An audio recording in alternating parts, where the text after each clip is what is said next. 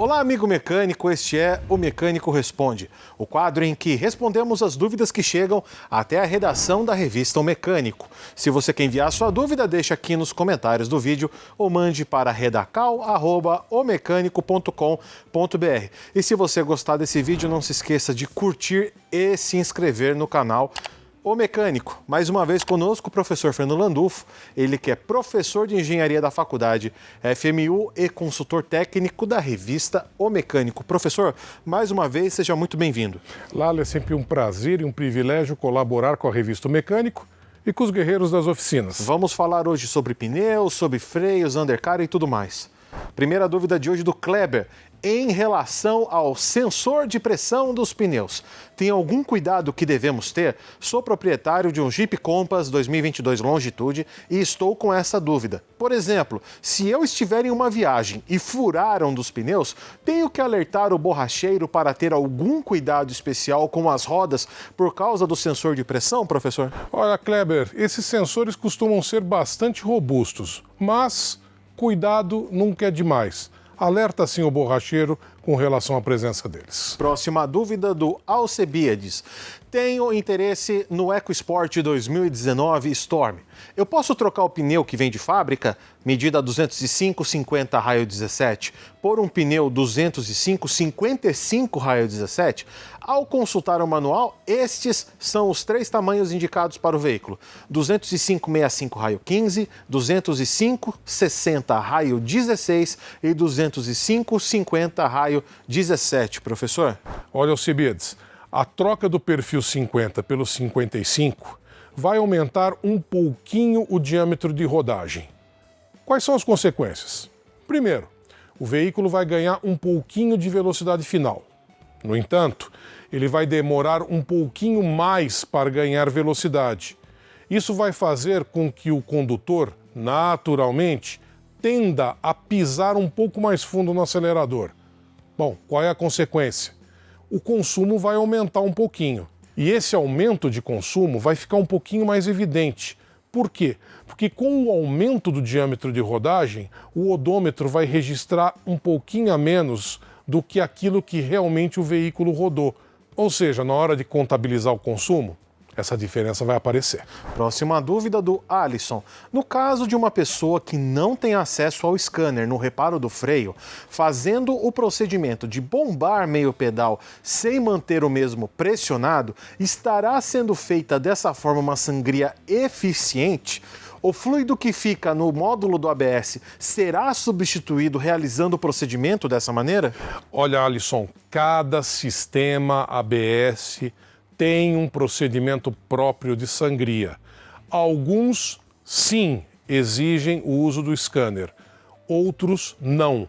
Como você não nos contou qual é a marca e o modelo do seu veículo, não temos como te dar uma resposta precisa. Existem, inclusive, veículos com ABS que não exigem aquela bomba, que recomendam, inclusive, o procedimento de bombar no pedal. Mas como explicamos no vídeo que você fez o comentário, não é para pressionar até o final, porque é uma região em que o cilindro mestre não atinge no uso normal do freio. Então você sempre vai na meia pisada, que é o uso normal, e assim você vai ter uma sangria que a princípio vai ser satisfatória. Agora, se vai ser uma sangria completa, aí, como o professor falou, depende de cada sistema, porque pode mudar de carro para carro, ok?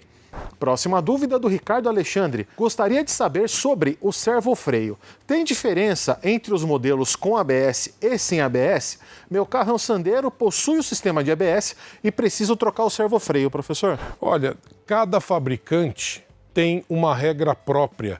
Não existe uma regra una para todos os modelos de freio. Pode ser que sim, que no caso do Sandero, os servofreios sejam intercambiáveis.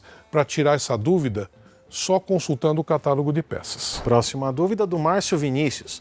Se eu trocar o cilindro de freio de uma roda em um Corsa 2008, preciso fazer sangria nas 4 rodas, professor? Olha, Márcio, a princípio não, mas eu vou te devolver a pergunta. Por que não fazer? Mais do que isso, por que não examinar o outro cilindro de roda do freio traseiro, né? E por que não também trocar o fluido? Fica a dica. Próxima dúvida, tenho uma F100 e o óleo de freio vazou para dentro do hidrovácuo. Já troquei o reparo do cilindro mestre e fiz a sangria das rodas, mas o freio ainda está baixo. Poderia me ajudar, professor? Vamos então por hipóteses. Se não houver vazamento nos cilindros de roda, se não houver inchamento dos flexíveis, pode estar havendo vazamento interno dentro do próprio cilindro mestre que foi recuperado.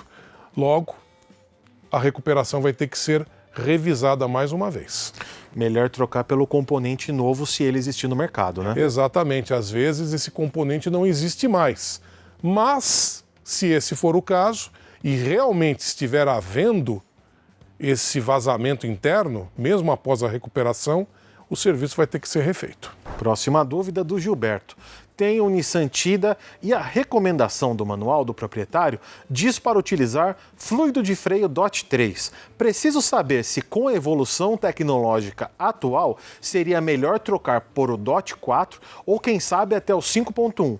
Agradeço desde já e um forte abraço, professor. Olha, Gilberto, se o fabricante está recomendando o DOT 3, não haveria por que você substituir a categoria do fluido. Mas o DOT 4 é um fluido mais moderno, um fluido de ponto de ebulição mais alto. Não teria nenhum problema você trocar por ele. E, inclusive, existem fluidos DOT 4 no mercado que já possuem um ponto de ebulição acima daquilo que a gente conhecia o DOT 4 de anos e anos atrás. Então, vale a pena conferir, né, professor? Com certeza. Colocar algo melhor, desde que não vá ferir as especificações do fabricante, não tem porquê. E é legal também a gente fazer uma observação com relação ao DOT 5 e ao DOT 5.1, né? Porque muitas vezes a gente encontra no mercado essas especificações com bases diferentes do DOT 3 e do DOT 4. E se você substituir um DOT 4 por um de base diferente, aí vamos ter problema, né? Sim, nós podemos ter reação química entre as bases. E aí o que pode acontecer é totalmente imprevisível. Mas se você está com o carro parado aí na sua oficina e precisa de atendimento imediato, conheça o Mecânico Pro. O Mecânico Pro é uma ferramenta que te auxilia com as dúvidas no dia a dia da oficina, com atendimento imediato de técnicos especializados da indústria. Tem um carro parado na sua oficina esperando saber qual o torque adequado ou encontrar o esquema elétrico? Consulte o Mecânico Pro. E por hoje é só, amigo mecânico. Até a próxima.